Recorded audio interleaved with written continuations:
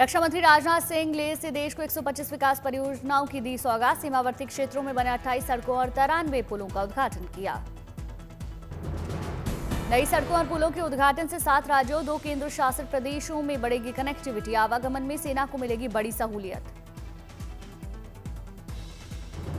उत्तराखंड के मौसम में बदलाव। मौसम विभाग ने पहाड़ी जिलों में आने वाले दिनों में हल्की बारिश और बर्फबारी की संभावना जताई। उत्तरकाशी, चमोली, पिथौरागढ़, बागेश्वर, रुद्रप्रयाग में हो सकती है बारिश और बर्फबारी। कम ऊंचाई वाले इलाकों में मौसम सूखा रहने का अनुमान। जम्मू कश्मीर में भी बदल रहा मौसम। पिछले 1 महीने से पड़ रही कड़ाके की ठंड, ना तो बारिश हो रही और ना ही बर्फबारी हो रही। कोलकाता में लगा देश भर के साधु संतों का जमावड़ा। सनातन संस्कृति संसद की ओर से आयोजित कार्यक्रम में पहुंचे साधु संत। कार्यक्रम में शंख बजाती दिखी महिलाएं, नृत्य करते दिखे साधु। कार्यक्रम में 5 लाख लोगों के गीता पाठ का दावा। कार्यक्रम में योग गुरु रामदेव और कथावाचक धीरेन्द्र कृष्ण शास्त्री भी हो सकते हैं शामिल। भगवत गीता पाठ के विशाल कार्यक्रम में बड़ी संख्या में लोग हो रहे शामिल। लोगों के बैठने के लिए विशेष इंतजाम किए गए।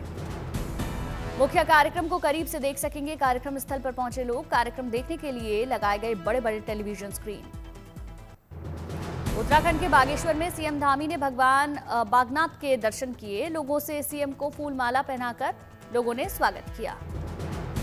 भगवान बागनाथ के दर्शन के बाद बोले सीएम, देवी देवताओं की कृपा से विकास में आगे बढ़ रहा क्षेत्र। जम्मू कश्मीर के पुंछ के स्कूली बच्चों को सेना की सौगात। 9 दिन के नेशनल इंटीग्रेशन टूर पर रवाना हुए बच्चे। पुंछ से देहरादून रवाना हुए बच्चों का दल देहरादून में कई संस्थानों का करेंगे दौरा। उत्तराखंड के राज्यपाल से भी करेंगे मुलाकात। दिल्ली में क्रिस्टू महोत्सव का आयोजन। पश्चिम बंगाल के राज्यपाल सीवी आनंद बोस शामिल। छत्तीसगढ़ के नक्सल प्रभावित बीजापुर से अच्छी खबर। कोंडापल्ली गांव में पहली बार पहुंचा मोबाइल नेटवर्क। राज्य सरकार की नियत नीला नार योजना के तहत गांव में लगाया गया मोबाइल टावर।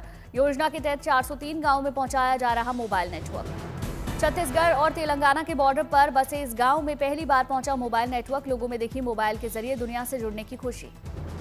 पहली बार मोबाइल नेटवर्क पहुंचने पर इलाके के आदिवासी लोग खुश। ढोल नगाड़ों के साथ खुशी मनाई। कई लोगों ने मोबाइल टावर को प्रणाम किया। महिलाओं ने दीपक जलाकर पूजा अर्चना की। नक्सलवाद कम होने के बाद इलाके में मूलभूत सुविधाएं पहुंच रही। सशस्त्र बल झंडा दिवस के मौके पर सेना ने लोगों के सीएम योगी से मुलाकात की। मुख्यमंत्री योगी के सीने पर लगाया आर्म्ड फोर्स फ्लैग। सशस्त्र बल झंडा दिवस के मौके पर मुख्यमंत्री योगी ने डायरी में संदेश लिखा, किताब जारी की। सशस्त्र बल झंडा दिवस के मौके पर भोपाल में सेना के लोगों से मिले CM Mohan Yadav. QR code के जरिए 11,000 रुपए का योगदान किया। जयपुर में पहले राजस्थानी प्रवास दिवस कार्यक्रम का आयोजन। 10 दिसंबर से शुरू हो सकता है कार्यक्रम। तमिलनाडु के मदुरई में शादी समारोह में शामिल हुए सीएम एमके स्टालिन। वर वधू ने सीएम के पैर छूकर आशीर्वाद लिया। लखनऊ के चिड़ियाघर में जानवरों को ठंड से बचाने के लिए पुख्ता इंतजाम। सांपों के लिए लगाए गए हीटर।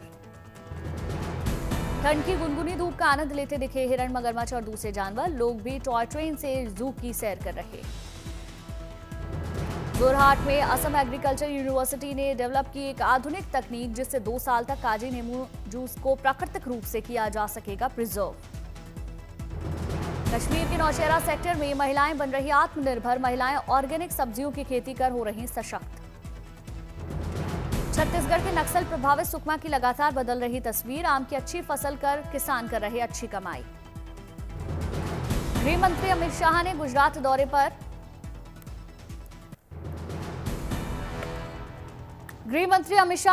दौरे पर किसानों को सौगात दी। बनासकांठा में करीब 500 करोड़ रुपए के प्रोजेक्ट का शिलान्यास और उद्घाटन। बनासकांठा में मिल्क पाउडर प्लांट का भूमि पूजन। आधुनिक पनीर प्लांट और बायोगैस प्लांट का लोकार्पण।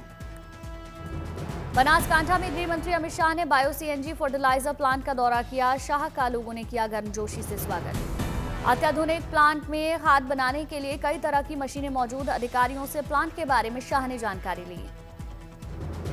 बनासकांठा में गृह मंत्री अमित शाह ने डेयरी उत्पाद बनाने वाली महिलाओं से बातचीत की। जाना सभी का हालचाल।